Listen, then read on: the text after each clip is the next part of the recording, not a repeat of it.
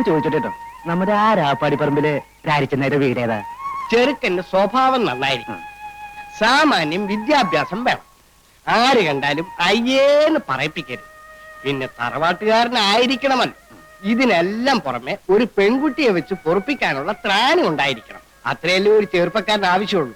ഞാൻ അങ്ങനെ അതിമോഹമുള്ളവനൊന്നും അല്ല. പ്രഭാകരന്റെ കാര്യത്തിൽ ഒന്നും പേടിക്കാനില്ല. 30 വിളയുന്ന 2 ഏക്കർ നിലപ്പാടമുണ്ട്, തെങ്ങും പറമ്പുണ്ട്, കൊപ്ര കച്ചവടമുണ്ട്, നല്ല എണ്ണം പറഞ്ഞ 4 കറവ പശുക്കളുണ്ട്. ഇതിൽ കൂടുതൽ രാരിച്ചെന്നാരുടെ മകൾക്ക് നല്ലൊരു ബന്ധം കിട്ടാനില്ല.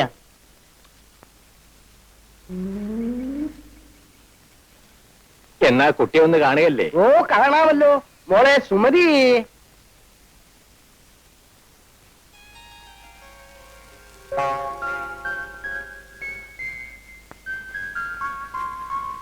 അച്ഛന്റെ പൊന്നുമോളിന്ന് വാ.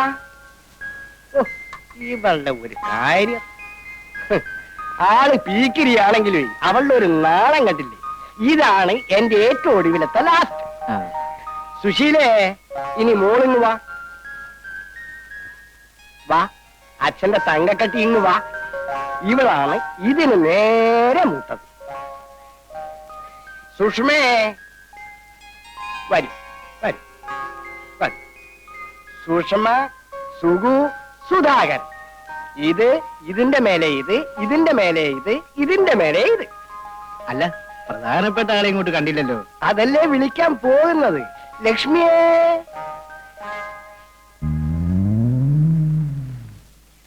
ഇതാണ് എന്റെ ഭാര്യ, കുട്ടികളുടെ അമ്മ. നമ്മൾ കല്യാണത്തിന് ആലോചിക്കുന്ന കുട്ടിയെ വിളിക്കൂ രാരിച്ചെന്നേരെ. വിളിക്കാം. ലക്ഷ്മി, ഇവിടെ കൊണ്ടുപോയിട്ട് അവളെ എങ്ങ് അയക്കൂ.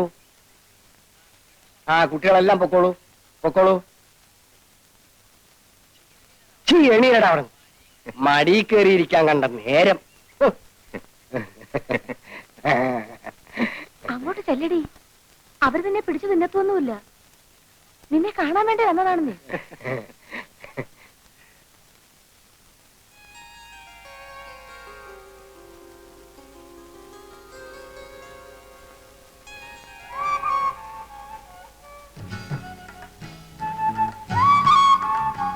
ഇതാണ് രാധ. മോളെ, ഇതാണ്, അല്ല ഇതാണ് പ്രഭാകരൻ. നോക്ക്.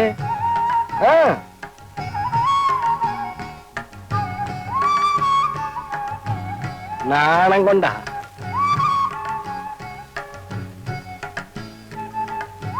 അപ്പോ കുട്ടിയെ ഞങ്ങൾക്ക് ഇഷ്ടപ്പെട്ടു.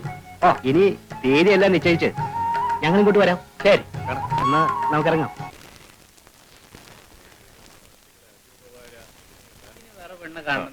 കല്യാണാലോചനയ്ക്കാണ് വന്നത്. എടി, അവൻ എന്താ ഒരു കുറവ്? അഴകില്ലേ, ആരോഗ്യമില്ലേ, 2 ഏക്കർ നിലം, 1 തെങ്ങും പുരയിടം, നല്ല വില നടത്തുന്ന ഒരു കൊപ്ര കച്ചവടം. ഇതൊന്നും നിന്റെ കണ്ണിന് പിടിക്കുന്നില്ലല്ലേ? അപ്പൊ പശുവും തൊഴുത്തുവോ? ആ, അത് വേറെ. എനിക്ക് വേണ്ടെന്ന് വെച്ചാ വേണ്ട. 1, 2 അല്ല, 26ാമത്തെ ആലോചനയായത്. ഇതും നിനക്ക് വേണ്ടാന്ന് വെച്ചാ പച്ചവെള്ളം ഞാൻ തരത്തില്ല. എന്റെ ലക്ഷ്മി കുട്ടി, നീ കിടന്ന് തിളയ്ക്കാതെ. 8ഉം പൊട്ടും തിരിയാത്ത കൊച്ചിനോട് വർത്താനം പറയുന്ന രീതിയാണത്. എന്റെ മോളോട് ഞാൻ പറയാം. അച്ഛന്റെ മോളെ, മോള് ആ പയ്യനെ ശരിക്കും കണ്ടോ? നല്ല സിനിമാ നടനെ പോലെ ഇരിപ്പില്ലേ? ആരെ പോലെ ആയാലും എനിക്ക് വേണ്ട. എന്റെ മോളെ, നീ ഇങ്ങനെ വാശി പിടിച്ചാൽ അച്ഛൻ ചങ്ക് പൊട്ടി ചത്തുപോകും. നിനക്കിളയതില്ലേ 3-4 കൊച്ചുങ്ങള്?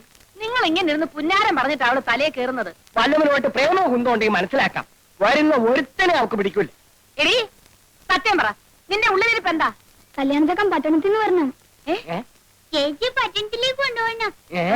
ചെക്കൻ പാന്റ് ഷർട്ട് ഇടണം, ഇംഗ്ലീഷ് പറയണം,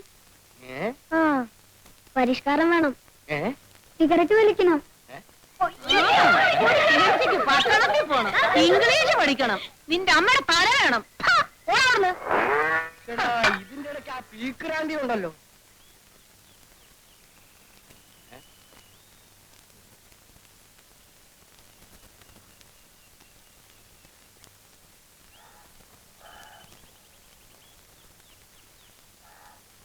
ഈ ചെയ്യുന്നതൊക്കെ ന്യായമാണെന്ന് തോന്നുന്നുണ്ടോ? രാധയ്ക്ക് ഇതുവരെ 26 കല്യാണാലോചന വന്നിട്ടുണ്ട്. അപ്പോഴൊക്കെ നീ ചോദിച്ച അതേ ചോദ്യമല്ലേ ഇപ്പോഴും ചോദിക്കുന്നത്? ഞാൻ ആരാ? വാസുണ്ണി. അല്ല, അമ്മാവന്റെ ആരാ? അനന്തരവൻ. ആണേ, ഞാനിവിടെ വരുമ്പോ എനിക്ക് വയസ്സ് എത്രയായിരുന്നു?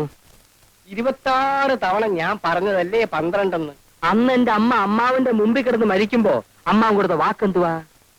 അന്ന് അത് അബദ്ധത്തിൽ പറഞ്ഞു പോയതല്ലേ എന്റെ വാസുണ്ണി. രാധയെ നിനക്ക് കല്യാണം കഴിച്ചു കൊടുക്കാമെന്ന് 12 വയസ്സ് മുതൽ നീ ഇതേ ശരണമെന്ന് പറഞ്ഞ് നടക്കുമെന്ന് ഞാൻ കരുതിയോ? മരിക്കാൻ നേരത്ത് ഒരാൾക്ക് കൊടുത്ത വാക്ക് പാലിക്കണ്ടേ അമ്മാവാ? എടാ വാസുണ്ണി, എന്റെ സഹോദരി നിന്റെ അമ്മ മനസമാധാനത്തോടുകൂടി മരിച്ചോട്ടെ എന്ന് വിചാരിച്ച് ഞാൻ അന്ന് ഒരു ഭംഗി വാക്ക് പറഞ്ഞു. എന്നാൽ എന്റെ അമ്മയ്ക്ക് മനസമാധാനം കിട്ടിയിട്ടില്ല. അത് നിനക്ക് എങ്ങനെ അറിയാം? എന്റെ അമ്മയുടെ ആത്മാവ് കരഞ്ഞുകൊണ്ട് ഇവിടെ എല്ലാം ചുറ്റി കറങ്ങുന്നുണ്ട്. അവളെ കാണുമ്പോ ഞാൻ പറഞ്ഞോളാം, നീ സമാധാനമായിട്ടിരിക്കും. ഇന്നലെ രാത്രിയിലും സ്വപ്നത്തിൽ വന്ന് എന്റെ അമ്മ എന്നോട് ചോദിച്ചു, എന്താ മോനെ നിനക്കൊരു വിഷമം? എടാ, ഒരു ഉത്തരവാദിത്വം ഇല്ലാതെ പട്ടവും പറപ്പിച്ച് നടക്കുന്ന നിന്നെ വിശ്വസിച്ച് ഞാൻ എങ്ങനെയാടാ രാധയെ പറഞ്ഞേക്കുക? ഇപ്പൊ ഞാൻ അങ്ങനെ നടക്കുന്നത് ശരി തന്നെ, പക്ഷെ രാധയെ കെട്ടിയാൽ ആ സെക്കൻഡിൽ അമ്മാവനേക്ക് ഓഹരി തരണ്ടേ? എന്നിട്ട് അതിൽ കെങ്കേയമായി കൃഷി ഇറക്കി ഞാൻ അവളെ പൊന്നുപോലെ നോക്കുമാ. വാസുണ്ണി, നീ എന്നെ ഇങ്ങനെ ഞെക്കി പിഴിയരുത്. ഓരോ കല്യാണക്കാര് വരുമ്പോഴും അപ്പ നീ എന്നെ വിളിക്കും. അത് കാണുമ്പോഴേ എന്റെ തല എങ്ങനെ കറങ്ങും.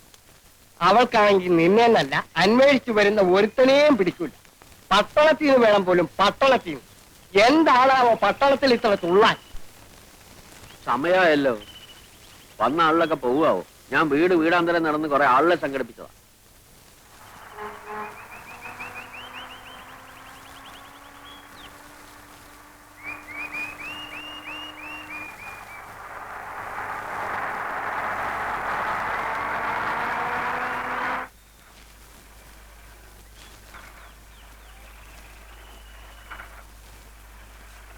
കുടുംബാസൂത്രണ ക്യാമ്പിന്റെ ആൾക്കാരല്ലേ?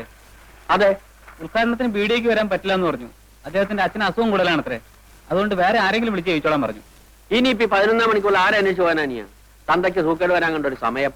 നിങ്ങളത് ഏറ്റപ്പോഴും മനസ്സിലായി. കുഴക്കുള്ളൂ. ഞാനും ചെയ്യാനാ? ഇനിയിപ്പോ ഒരൊറ്റ പോവഴിയുള്ളൂ. ഞാൻ പറഞ്ഞേക്കാം, നിങ്ങൾ എല്ലാവരും കൂടെ നിർബന്ധിക്കുകയാണെങ്കിൽ ഞാൻ ആ കർത്തവ്യം കൊണ്ട് നിർവഹിക്കാം. അതേതായാലും വേണ്ട, നാട്ടുകാർക്ക് പരിചയമില്ലാത്ത ആളായിരിക്കണം. അങ്ങനെ ഒരാളെ ഇപ്പൊ എവിടെ അന്വേഷിച്ചു പോകാനാ? നാട്ടുകാർക്ക് പരിചയമില്ലാത്ത ഒരാളെ.